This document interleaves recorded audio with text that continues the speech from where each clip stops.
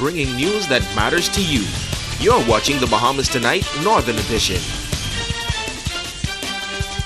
Welcome back. The African Methodist Church closing out its 77th session of the Bahamas Conference Saturday on Grand Bahama. This is the first time that the AME conference was held here on the island at the Cummings Young Temple Church on Settlers Way. Host Pastor Reverend Hudson Williamson and visiting Bishop Michael Mitchell shared the significance of the gathering. Gathering that basically pastors who give an annual report of their stewardship, of their work, of their accomplishments. So we are reported to the bishop, that we did on yesterday, as to help celebrate in our accomplishments. So it's a great celebration that's held every year. Being here myself has been a great blessing, and being able to come and see even the need that are needed here on the island after the aftermath of Hurricane Matthew. It gives me zest and a zeal even to go back to Arkansas and Oklahoma to say that we need to do a greater work. The Ministry of Tourism partnered with the AME Church to bring the conference to Grand Bahama. Manager of Religious Tourism, Debbie Heiler, says the ministry was happy to play a role in hosting the delegates, while delegate from Florida, Evelyn Odom, is expecting great things to happen. We were expecting some 800 to 900 persons coming for this conference. But again, because of Hurricane Matthew, the conference moved to Florida. But the 77th session, they decided that, they still wanted to have something here in Grand Bahama.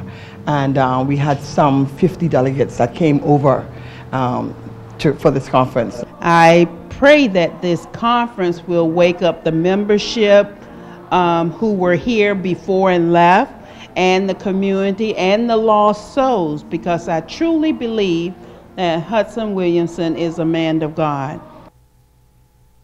In other news, residents of Smiths Point will soon receive a major donation thanks to several Rotary partners from New York. Presenting a check to the Rotary Club of Freeport was Joe Kohler, who says he made a similar donation back in 2005 when the island was affected by Hurricane Wilma. Kohler says when he heard about the devastation of Hurricane Matthew, he knew that he had to do something to help. Well, I can't fly to Freeport because I can't get in because the airport's closed. I can't take a ship, and if I get there, I'm not very good with a chainsaw or climbing poles or dealing with ice and water and all the great things you've done. So I just started begging, literally door to door, asked persons that know your island, but many have never been to your island, please help. Obviously with Haiti, we were competing for funds and attention and so on and so forth. But with the encouragement of Rotarians up north, many Paul Harris Fellows, the president of the Dansville, New York Rotary, the president of the Canandaigua, Lorraine Rotary, and other persons, we have been able to raise funds.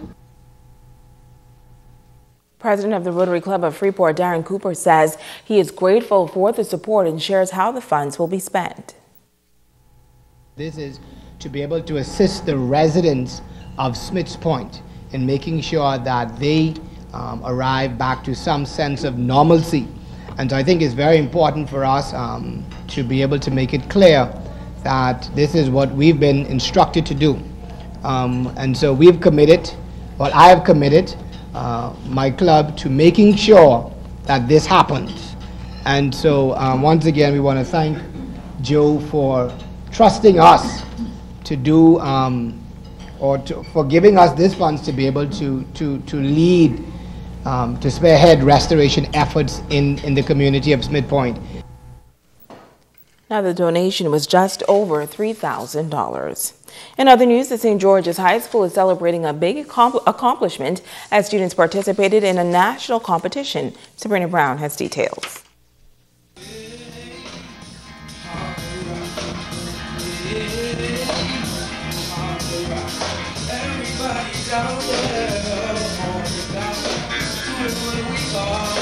The St. George's High School Band traveled to New Providence this past weekend to participate in the pop band competition at the Botanical Gardens.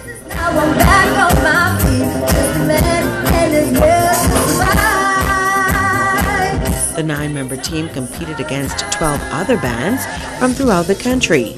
They pulled out all the stops and captured second place.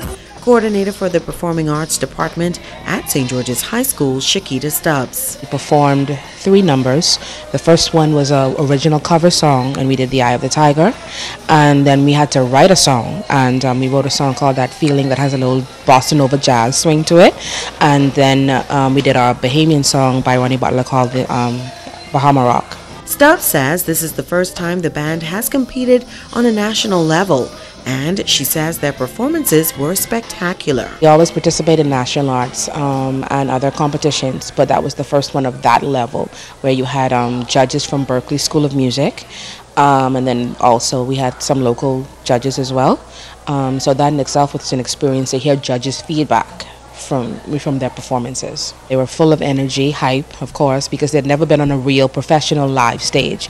And so that was a whole new experience for them, and they brought out a lot of their personality that they didn't know, they had. A lot of times when you just confined to a room or little competitions here and there, but until you get on a big stage, then you get to see, exactly what, you're capable of doing. She says getting to the competition was not easy, as they were faced with challenges. Having gone through Hurricane Matthew, almost not making the competition, and still pushing our way through with the limited resources that we have.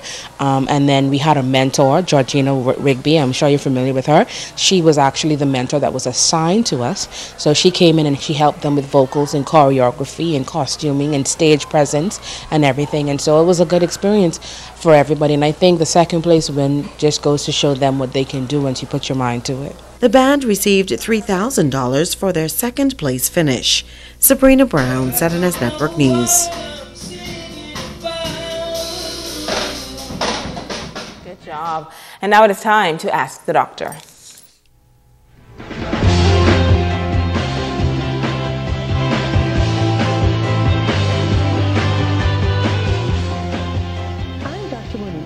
Welcome. Linda sent this question. How can I tell if I'm pregnant? Linda, thank you for such a great question, and it's one I don't think I've had before. Of course, the most significant sign of early pregnancy is a missed menstrual period. There are several other signs associated early in pregnancy that can begin around the same time as you would note a missed period.